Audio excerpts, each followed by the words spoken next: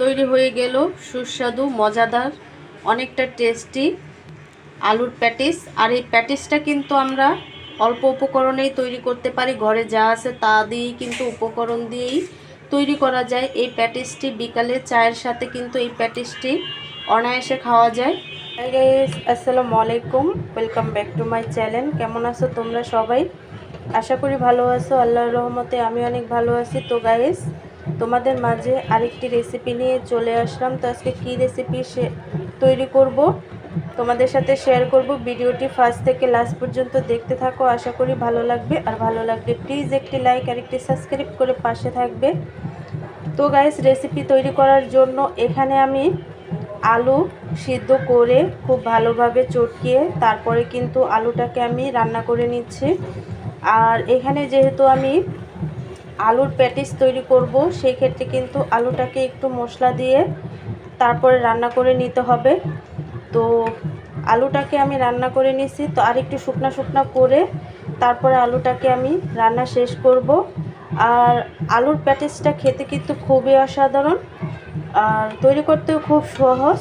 ঘরে যেই উপকরণ থাকে সেটা দিয়েই কিন্তু এই আলুর প্যাটিসটা তৈরি হয়ে যায়, আর খুবই মজা করে খাওয়া যায় এই আলুর প্যাটিসটা। তো গাইজ, ভিডিওটি ফার্স্ট থেকে লাস্ট পর্যন্ত দেখতে থাকো, আশা করি ভালো লাগবে। আর ভালো লাগলে প্লিজ একটি লাইক আর একটি সাবস্ক্রাইব করে পাশে থাকবে। গাইজ, প্যাটিসটা তৈরি করার জন্য এখানে আমি ময়দা নিয়ে নিছি, আর ময়দাটাকে আমি খুব ভালোভাবে একটা ডো তৈরি করে নেব। তো তার জন্য আমি দিয়ে দিচ্ছি স্বাদ মতো লবণ, আর দিয়ে দিচ্ছি রেগুলার রান্না করা তেল, সাদা তেল। আর এই তেলটা আমার লাগবে ডোটাকে ময়ম করার জন্য।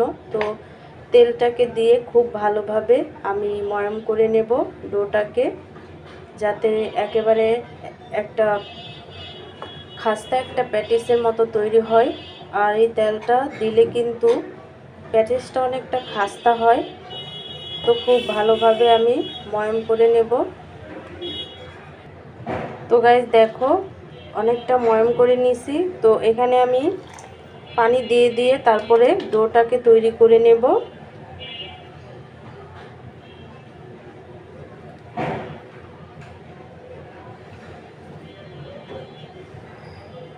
তো খুব ভালোভাবে আমি পানি দিয়ে দিয়ে তারপরে একটা ডো তৈরি করে নেব। তো গাইজ দেখো, আমি একটা ডো তৈরি করে নিছি। তো আমি এই ডোটাকে 10 মিনিটের জন্য রেস্টে রেখে দেব। দেখো, আমি ডোটাকে অনেকগুলো লেচি কেটে নিছি।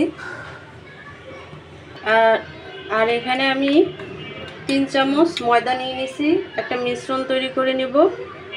আর এই মিশ্রণটা আমার দরকার হবে প্যাটিসের জন্য। তো একটু পাতলা করে গোলায় নেব আমি মিশ্রণটাকে। গাইস, এখানে আমি একটি লিচি নিয়ে নিছি প্যাটিসগুলো তৈরি করার জন্য। তো আমি রুটির মতো করে বেলে নেব, আর শেপটা লম্বা লম্বা শেপ দিয়ে নেব রুটিটার। দেখো, রুটির মতো করে বেলে নিছি। তো এখানে আমি দিয়ে দিব যে পুরটা তৈরি করে রাখছিলাম আমি, সেই পুরটা। তো এই পুরটা কিন্তু তোমরা কম বেশ করে দিতে পারো। তো হাত দিয়ে একটু সুন্দর করে তারপরে লম্বাটে করে নেব।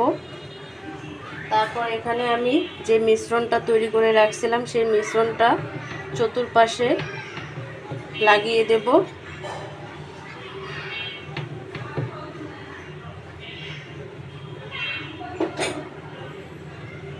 তারপরে এভাবে করে নেব।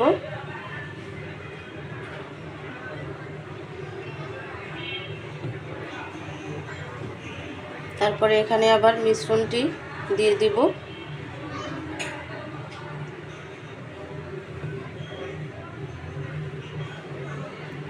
এই পাশ লাগানোর পরে এইভাবে উল্টিয়ে এখানে আবার মিশ্রণটি লাগিয়ে এভাবে করে দিবে।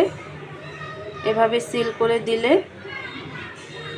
দেখো একটা প্যাটিস কিন্তু হয়ে গেছে। আমি দুই পাশে একইভাবে কিন্তু দোনোটা সাইজ সিল করতে পারতাম, তো সেই ক্ষেত্রে কিন্তু মোটা হয়ে যেত, তার জন্য দুই পাশে আমি সিল করে দিচ্ছি।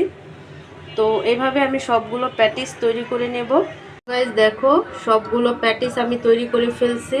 তো এখন আমি ভেজে নেব। তেল বসাইছি, এখন আমি তেলটা গরম হয়ে গেছে, এখন আমি প্যাটিসগুলো ছেড়ে দেব এক এক করে।